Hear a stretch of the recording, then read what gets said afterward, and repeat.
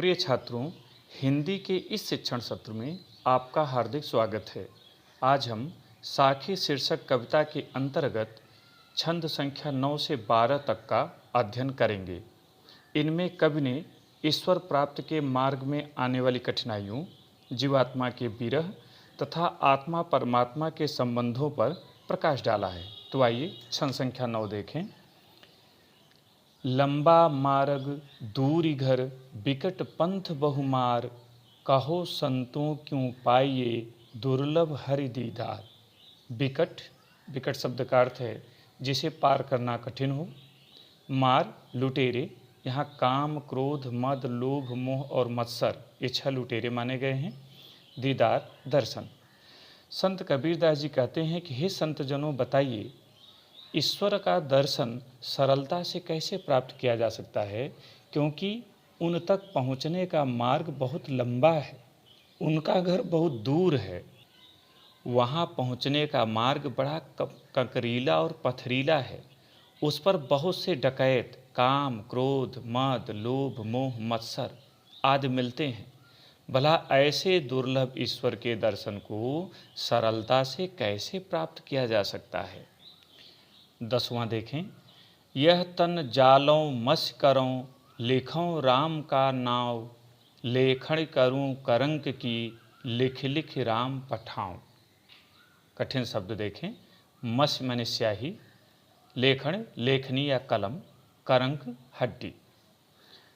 जीवात्मा परमात्मा को संबोधित करते हुए कहती है, हे प्रभु, मैं अपने इस शरीर को जलाकर स्याही बनाऊंगी, अपने हड्डियों से कलम बनाऊंगी और उससे आपका नाम लिखकर बार बार आप तक प्रेषित करूंगी। कभी न कभी मेरा संदेश आप तक अवश्य पहुंचेगा। 11वां। कै बिरहिन को मीच दे, कै आपा दिखलाई, 8 पहर का दाझड़ा, मोपै सहा न जाय। कठिन शब्द देखें। बिरहन आत्मा रूपी, बिरहड़ी मीच मृत्यु, आपा आत्मस्वरूप अपना दर्शन। 8 पहर, एक दिन में 4 पहर और दिन रात में 8 पहर अर्थात 24 घंटे। दाझड़ा जलना या विरह का दर्द, मोपै मन मुझसे, सहा सहन। अर्थ देखें। जीवात्मा परमात्मा को संबोधित करते हुए कहती कि प्रभु, या तो मुझ जीवात्मा रूपी बिरहड़ी को मृत्यु दे दो अथवा अपने स्वरूप का दर्शन करा दो। अब 24 घंटे विरह का दर्द मुझसे सहा नहीं जाता। 12वां देखें। कबीर रेख सिंदूर की, काजल दिया न जाए, नैनु रमैया रमि रहा, दूजा कहा समाय। कठिन शब्द देखें। सिंदूर, सिंदूर यहाँ लक्षणा में अर्थ है सौभाग्य। काजल, काजल को कहते हैं। लक्षणा में इसका दूसरा अर्थ होगा सांसारिक आसक्त या सांसारिक वासनाएं। रमैया ईश्वर। संत कबीरदास जी कहते हैं कि मेरे नेत्रों में निवास करने वाले प्रभु राम का निवास हो चुका है, अतः दूसरे के लिए स्थान नहीं।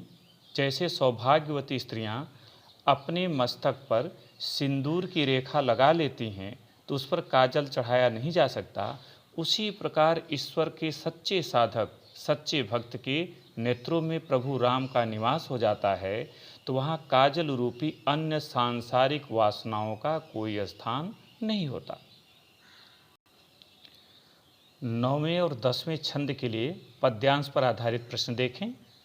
संकेत है लंबा मार्ग से राम पठाऊं।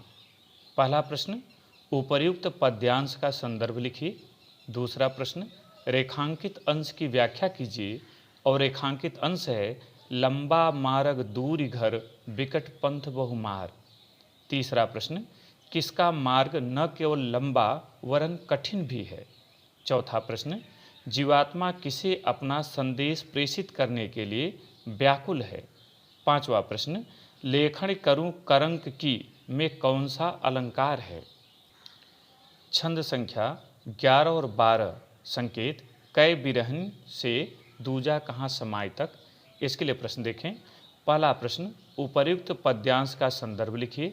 दूसरा प्रश्न, रेखांकित अंश की व्याख्या कीजिए।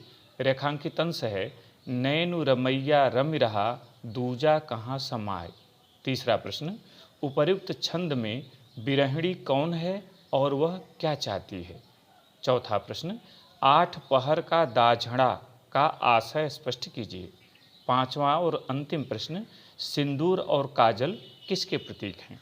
प्रिय छात्रों, इन प्रश्नों का अभ्यास करें। कोई समस्या होने पर विद्यालय व्हाट्सएप पर संपर्क करें। बहुत बहुत धन्यवाद।